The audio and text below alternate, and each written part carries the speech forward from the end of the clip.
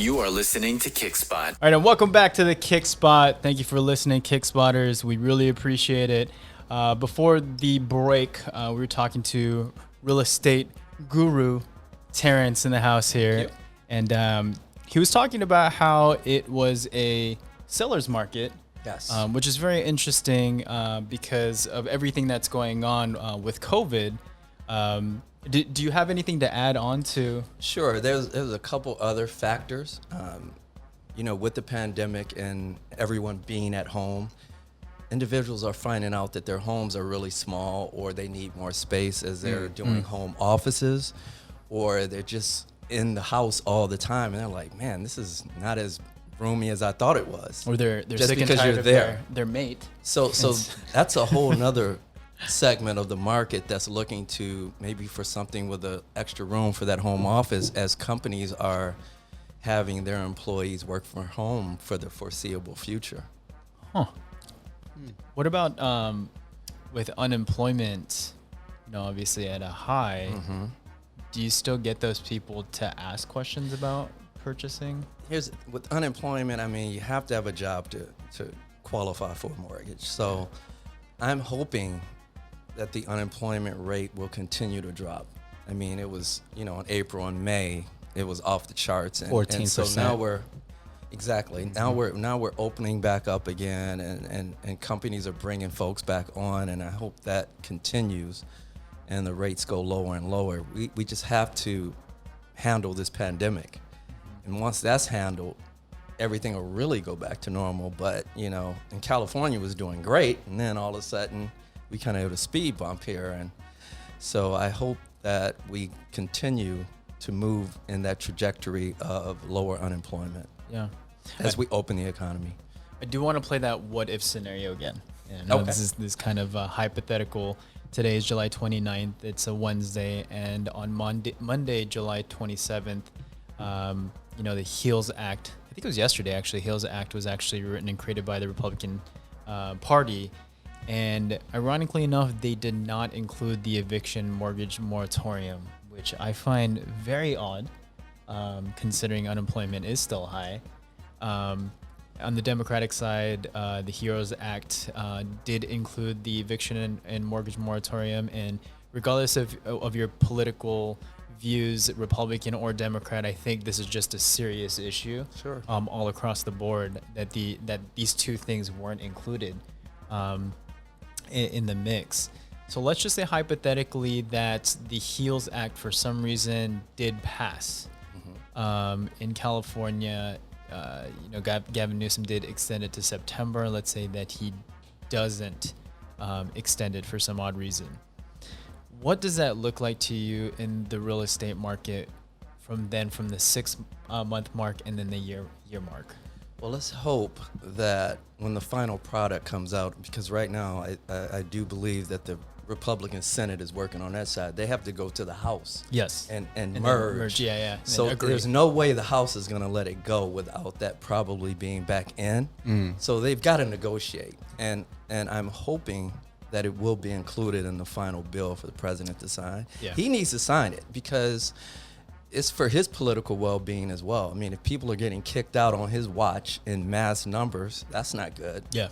So Absolutely. I'm hoping that, once all the wrangling and posturing is done, at the end of the day, they get something done that'll help people stay in their homes. Yeah. And that would alleviate a lot of the issues that you speak of. Now, let's say that it doesn't, though, and you are in the segment where it's $1 million homes. I think only one of us has $1 million here. Not me. Oh, not me. I'm just joking. But so, I mean, I look at that as like, man, you have to have a lot of cash flow and cash to be able to purchase these luxury homes. But let's just say that it doesn't pass the mortgage moratorium. What happens at that point within your market segment?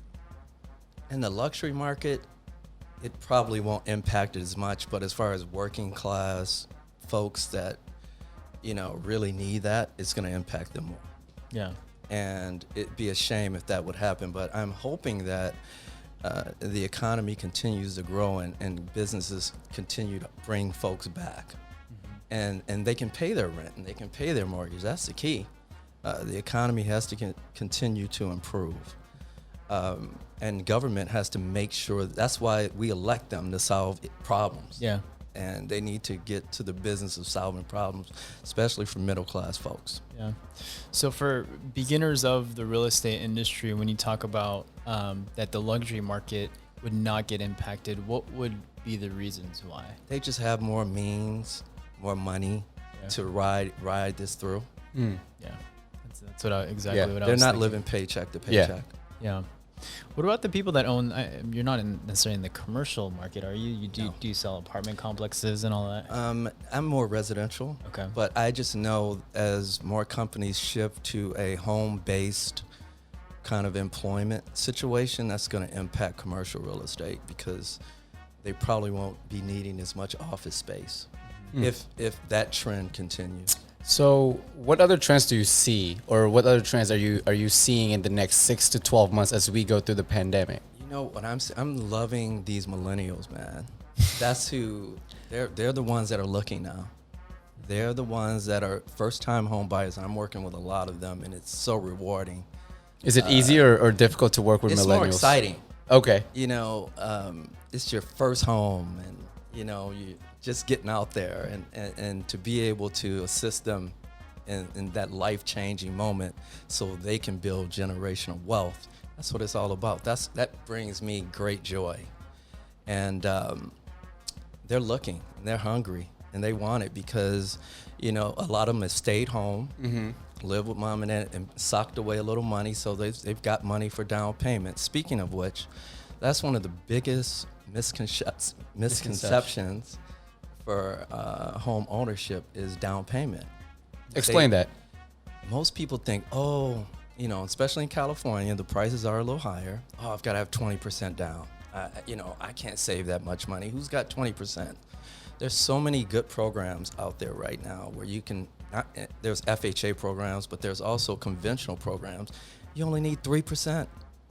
3% all day. Do you know this rentals all day. Does that raise the interest rate though? Rates are so low now, it doesn't really impact it that much. It'll a little bit more, but it's still historically low. And, you know, these lenders have to do a better job of letting communities know that you can access a home and access this money without 20% being put up front. And also, credit. That's another main factor. I mean, you don't have to have perfect credit to be able to qualify for a home. You can still qualify with less than stellar credit. And the rates are so low, you're still going to get a decent rate, even if your credit sucks. Let's say, okay, let's play the numbers out then. Let's say I have average credit. I don't know what that would be. 650. Let's say Seven. 650. Yeah, 650. 650, and then I want to purchase an average median house in, let's say, LA County is about 650,000. Yeah. Right? So I would need 3% of that. You couldn't do that with the limit is about 560. 560K. Okay. So it has to be below to qualify for that 3%. Okay. So if I wanted an ideal place, I'd be typically out in the San Bernardino Valley area. You out here in Orange California. County, I mean, there's Aliso Viejo, Mission Viejo, Garden Grove, Santa Ana, Costa Mesa.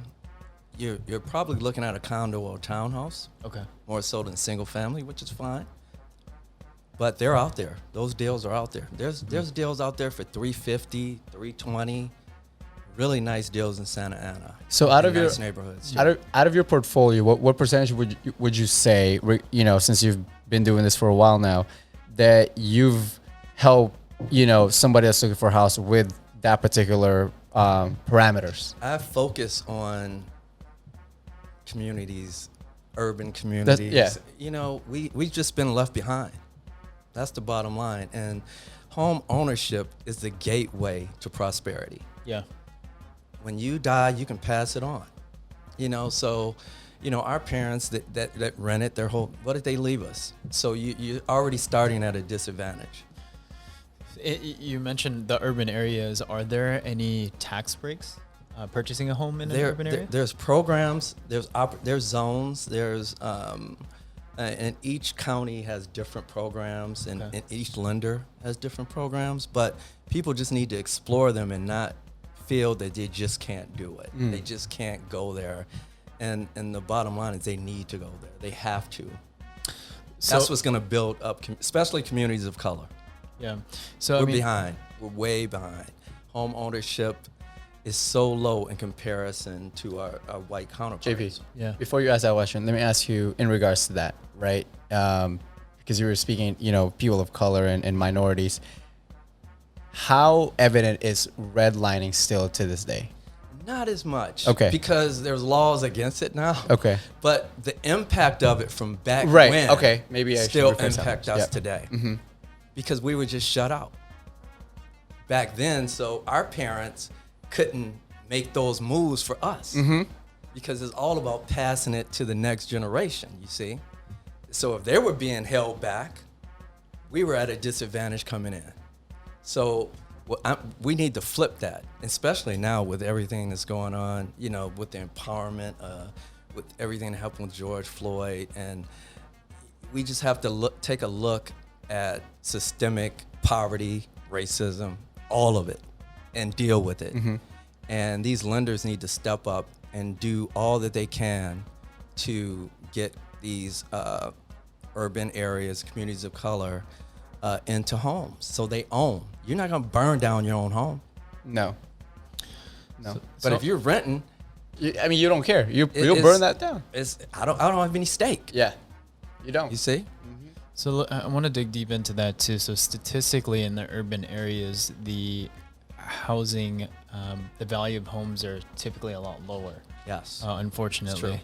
And at this rate, But that could change. Neighborhoods go through different changes. yeah, I want to talk about that just because obviously if there isn't a change, then the income gap increases significantly between another area versus an urban area. How do you make sure that it does change? How do you create market value in the urban areas? I think in communities, if you own the communities, you own the homes in the community, you're going to take care of them better.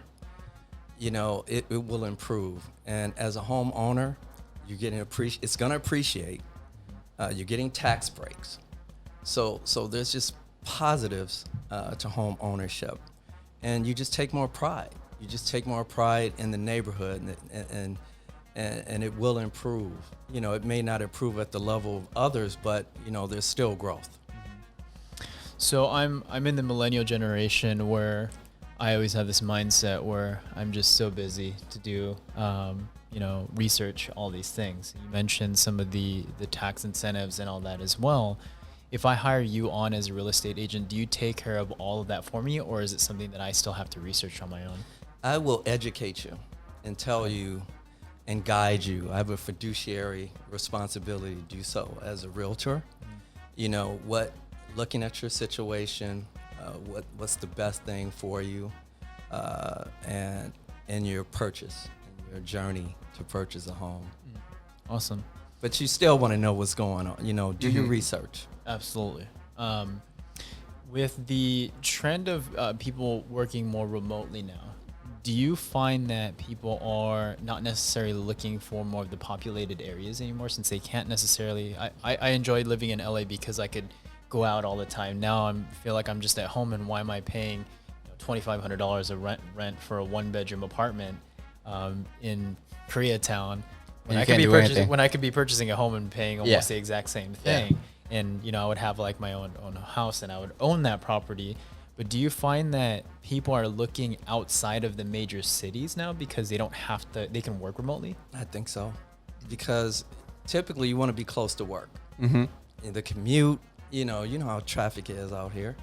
If you can work from home, you don't necessarily have to be close to that office, which might be in a city. So therefore, it alleviates the need to be close. And so a lot of buyers are looking to move out more suburban areas as a result of what COVID brought on and the changes as far as workspace. Yeah, I've seen that a lot, especially I think in the San Francisco area, New York as well. New York as well, where I'm hearing a lot of our friends saying like, hey, I think since and all of the tech companies are saying, Google, Facebook, that you guys don't have to come back until July of next year. Yeah. So people are becoming smarter and saying, okay, if that's the case, well, I'm just gonna leave my apartment and go back home to mom and dad until July, save me some money so I can buy a house.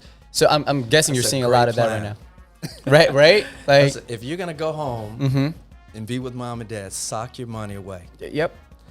Don't spend it on clothes. You know, I mean, you spend some of it on clothes, but don't go, save. That's why you're there. You know, you're not there to blow that money. You're there to save money so you can get into the real estate game. Be a homeowner. That's what it's all about. So do you educate, like, especially the millennials, right? What is your biggest message to millennial buyers? Start young. Just jump in now, because it's going to appreciate over time. So the longer you have it, the more it appreciates. And if you have the means, if you're working, why rent? You're paying somebody else's mortgage renting. True. Commercial mortgage. You know, you're paying a landlord. You're not that money's not benefiting you. It's going right out the door. So if you can, and it's easy to qualify, which most people don't seem to know this, but you need to do it. It's a smart move. I read a statistic that millennials, 27% of millennials are looking to purchase homes. And that's a very low statistic from 10 years ago, where it was about 52%.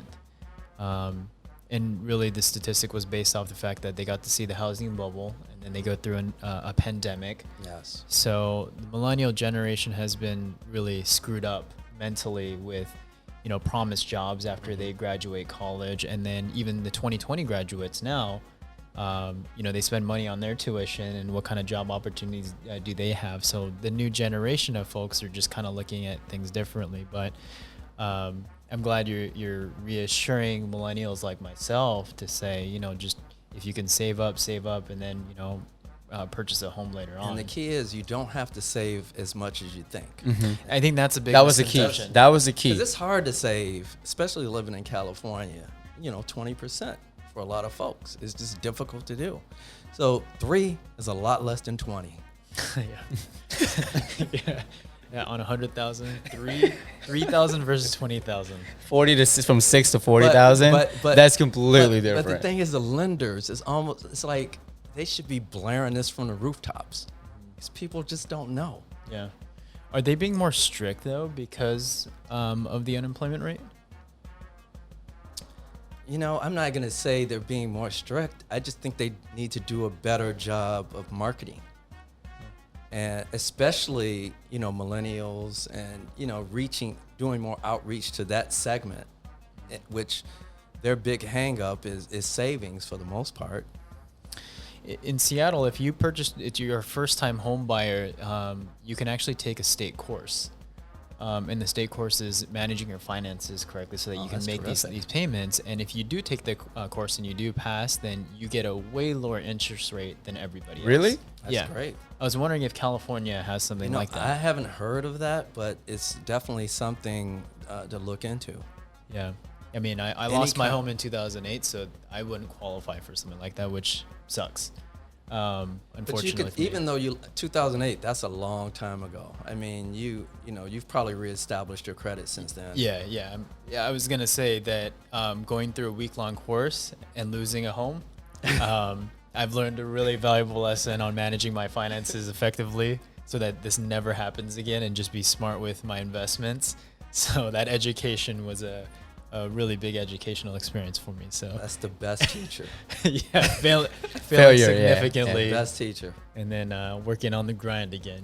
So but that was back in the day. I was in 08, so Right, and everybody took a haircut in 08. yeah, On all levels, so don't feel bad. yeah, absolutely.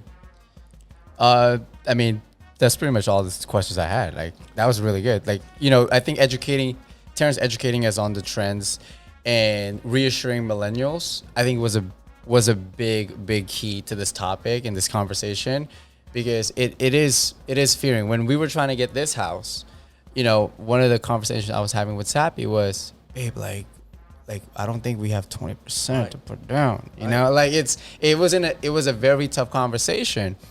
And if I knew that back in the day, I think You would have done it sooner. we would have done it sooner. It took, I think it took like 5-6 months to find a house.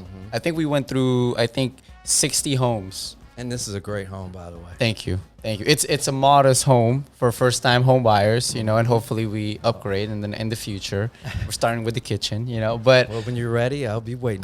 T-Large, you already have my business. Don't even worry about it. Wait till next year when this thing pops Start off. sending you know? listings next week. Macy, I heard you were looking already. No, but like it's true. It's very reassuring to know that there's resources out there. And for Yes. you millennials out there that do not know all of the resources, we have a perfect resource right here, Yes. Mr. Terrence Large. He will guide you, he will educate you, and you have this sense of he just cares. Yeah. And I think that's the biggest differentiator. Thank you. And I do, man. I love what I do. I love improving people's lives and helping them grow. I just get satisfaction in it. That's what's up. Before we head to the break, I want you to answer this question for me. Are people looking at a certain type of house now versus before COVID? You mentioned that people are looking for more space. Are they looking for like a den where they can work out of, or is there something else that they're looking at? People, based on the pandemic, are just spending more time at home than we've ever spent at home. Yeah. So therefore, you want it to be more comfortable.